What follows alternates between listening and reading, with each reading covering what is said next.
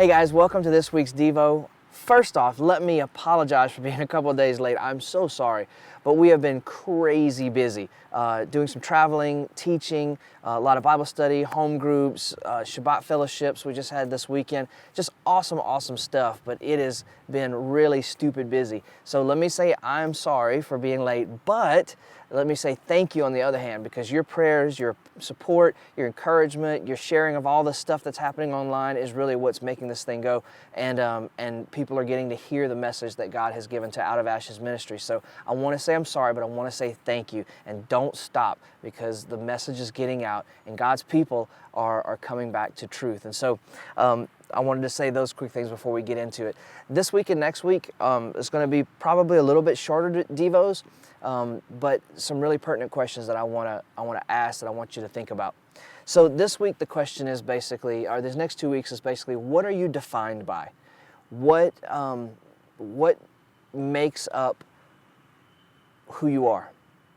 What determines how you speak, how you act, how you treat people, how you raise your family, how you treat your boss? What comprises, or what do you look to for your definition of truth is really, I guess, what the point is. Where do you get your definition of truth? And I want to ask you really a lot of questions during this Devo to kind of set up for next week. But before I do that, I want to read a passage. Do you ever read a passage of Scripture, or do you know some passages maybe, or off the top of your head, that are kind of scary? Or maybe not kind of, maybe they're just straight up scary. I have a couple of those passages. One of them I want to read to you today, but it's not like a oh my goodness, don't squash me kind of scary. But then it kind of is. It's hard to explain, but it's more of a like, holy crap, I want to get this right kind of scary. And it brings our attention and it draws our focus into, hey, there's something here that we need to pay attention to. And one of those passages is in Isaiah chapter 5. And it's one that I've been reading over and over the last several weeks. We're going to start in verse 19. In verse 18. Woe unto them that draw iniquity with cords of vanity, and sin as it were with a cart rope, that say, let him make speed and hasten his work, that we may see it, and let the counsel of the Holy One of Israel draw nigh and come, that we may know it. Verse 20. Woe unto them that call evil good and good evil, that put darkness for light and light for darkness, that put bitter for sweet and sweet for bitter. Woe unto them that are wise in their own eyes and prudent in their own sight. Woe unto them that are mighty to drink wine, and men of strength to mingle strong drink, which justify the wicked for reward, and take away the righteousness of the righteous from him.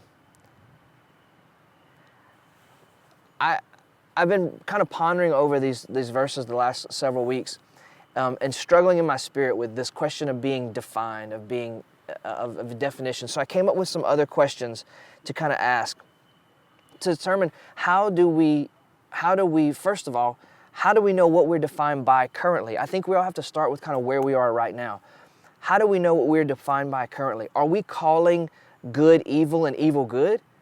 Are we calling bitter sweet and sweet bitter? Are we calling light darkness and darkness light? How do we even know we're in error if we don't analyze where we are right now? And so these sets of questions are just kind of to help you, get you thinking this week, determine where you are in our quest for truth. That's really what it's all about. It's about where do we stand. We talked about perspective a couple of Devos ago. Where do we stand to look towards reality? Because where we base our perspective off of makes all the difference. So here are some questions. How do we even know if we're in error in where we're defining our truth? Number one, do we go by what most people believe? Do you base your belief off of what most people believe? Number two, do we base our belief off of what the smartest people believe? Is that where you get your source of truth from? Do we go out by what has historically been believed the longest? Is that what sets the definition for truth? Do we go by what beliefs have sold the most books, or CDs, or sermons, or whatever you want to call it? Do we go by who has the largest ministry? These are all things that I want you to look inside yourself, as I have been, and saying, where do I find my definition of truth? Where does it come from? The second set of questions is, similar to this and broadens a little bit. Do we place our faith in denomination, or it can be denomination, but your assembly, your group, whatever your ministry you're a part of, as the source of truth? Do you place your faith in ongoing traditions as the source of truth? Do we place our faith in a pastor, a man, a teacher, an evangelist, an apostle, a prophet to always be our source of truth? So there's some questions that are hopefully really kind of poignant and really prick you and make you think. And so I want you to ask yourself these questions over again this week as we prepare for next week's Devo, where we're going to come back and start looking kind of at more of a breakdown of these things and where we get our reality from. So I hope you guys have a great week, and I hope to see you back again next time. Again, thank you so much for all your support. God is truly blessing us to be a blessing to you, for you to be a blessing to the people around you. So God bless, and we'll see you next week.